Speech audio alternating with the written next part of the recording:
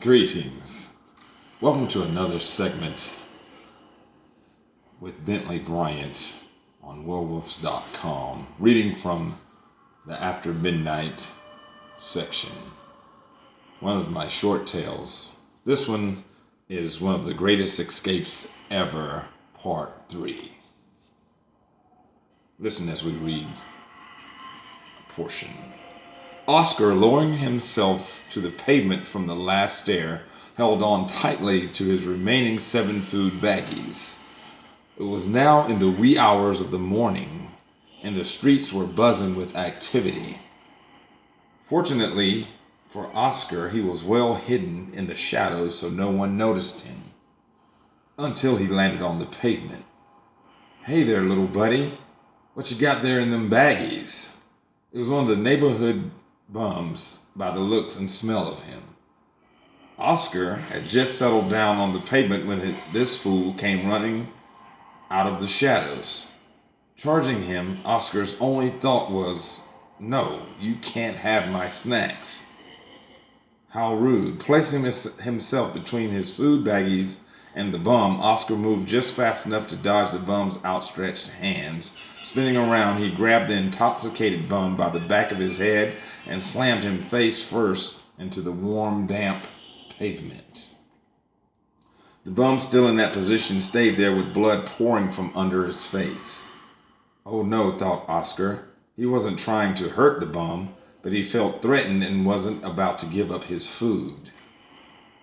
And he didn't ask anyways. He was just going to help himself.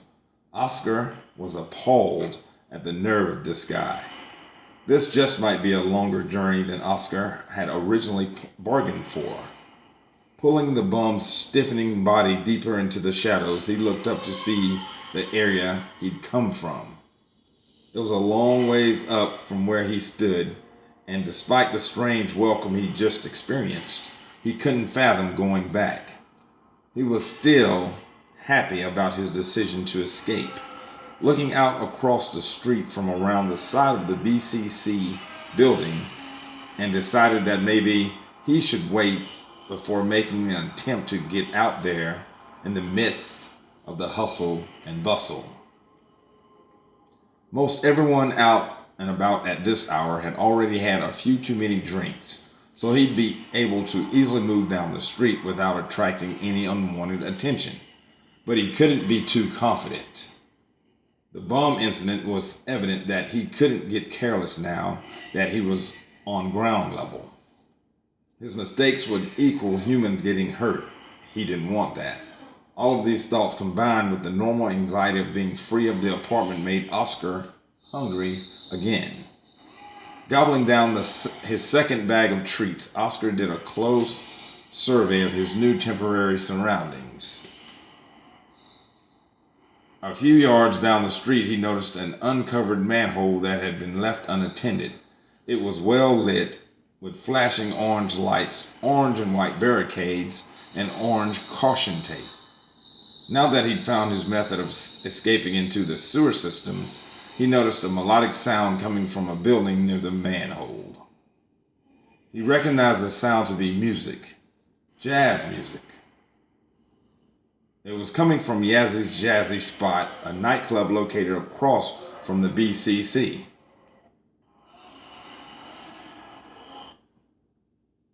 He could hear the music coming from inside the club, and strangely it calmed him in a way nothing else had, including eating.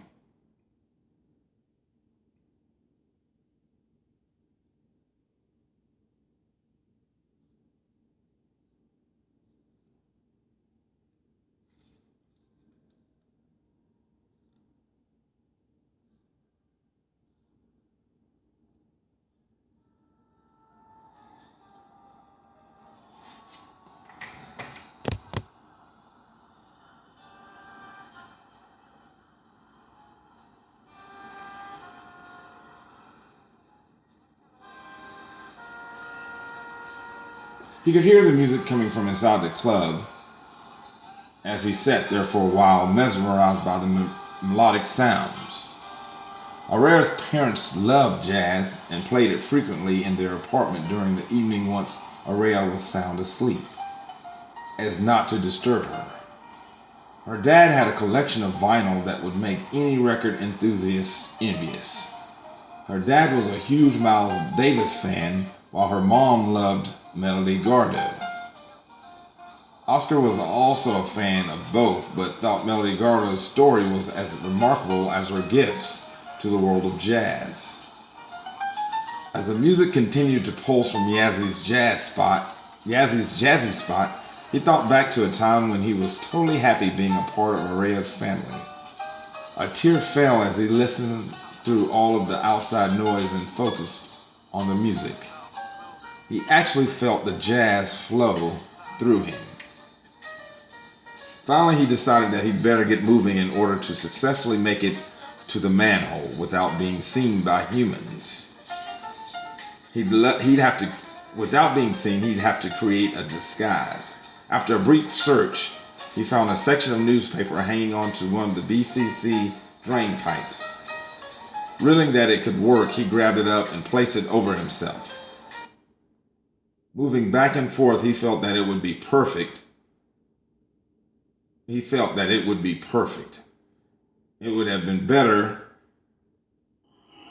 if he had saved some of his food, but he had not.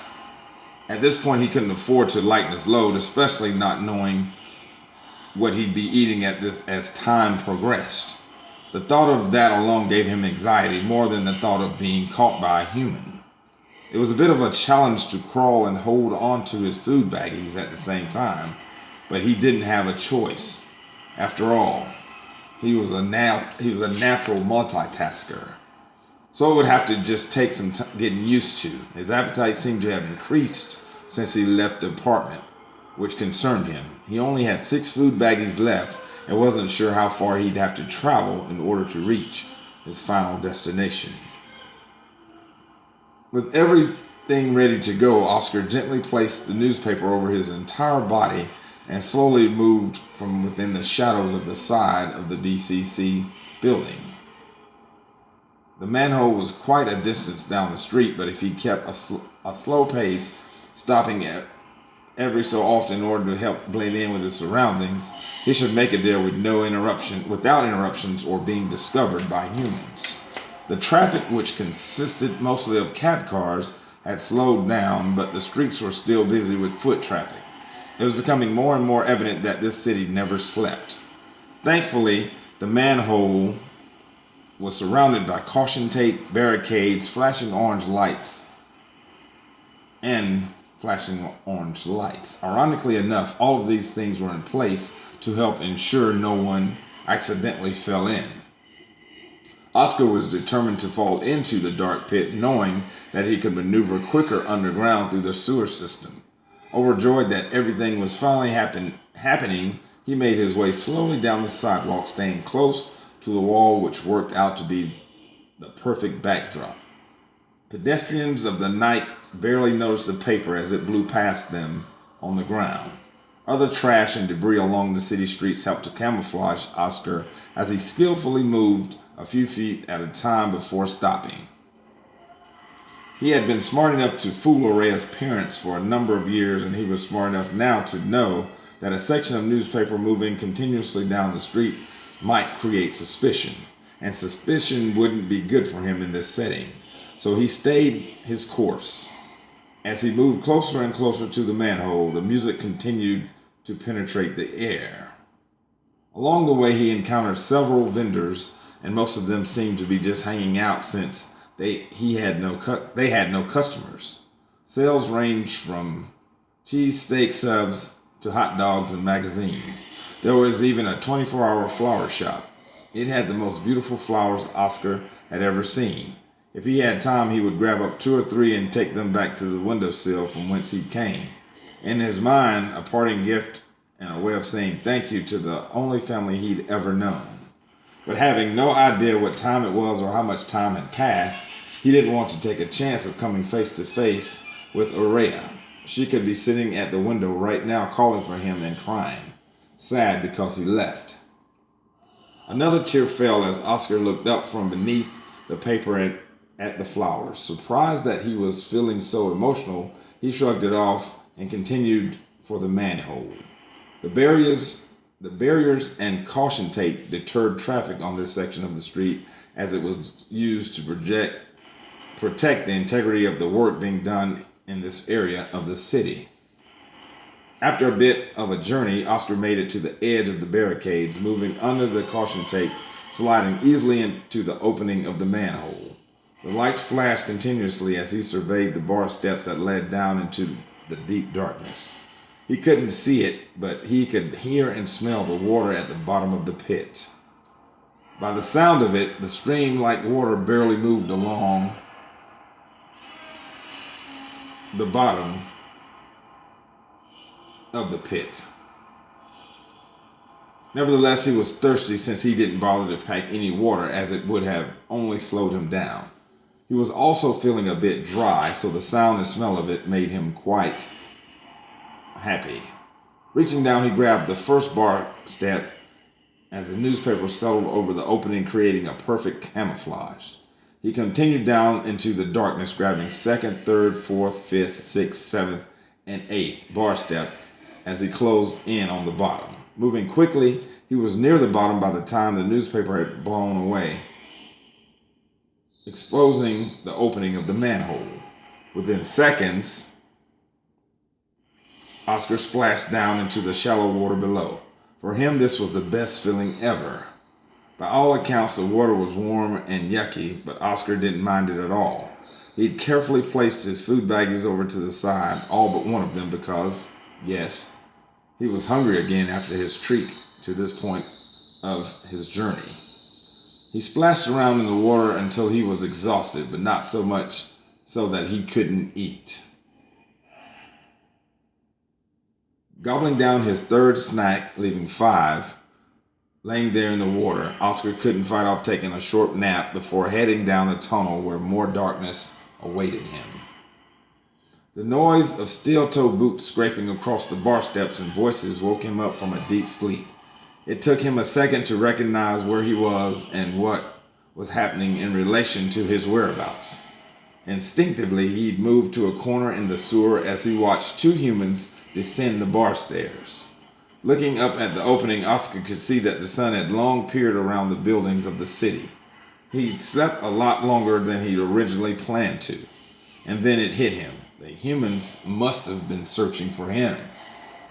Laying as still as he could, here in the depths, he continued to watch the humans as the first human stepped off the bar step and picked up his 5 food baggies. "Hey bro, check this out," the second human climbing off the bar step responded. "Hey, what you got there, bud?" Oscar could feel himself getting angry at the fact the first human was shaking and inspecting his snacks. He had carelessly left them sitting on the side of the sewer. Now the second human was joining in on the activities. The second human said, "Dude, I think we got a hold of some bum stash right here." "I know, right?" responded the first. "I bet you he's still down here somewhere, probably sleeping off a buzz." The second one flipped on his helmet headlight and started looking around in the immediate area. The first one didn't bother turning on his headlight because he was still checking out the food baggies. Oscar closed his eyes as the second human aimed his headlight directly at him. He could feel the brightness of the light pass over him down here in the darkness and remained as still as he possibly could. He even held his breath. Noticing something in the corner that didn't seem to fit the scene, the second human took a step or 2 closer and aimed his headlight back on Oscar. Hearing the second human scream, What the hell is that?" was his cue. He opened his eyes and everything from that point seemed to go in slow motion.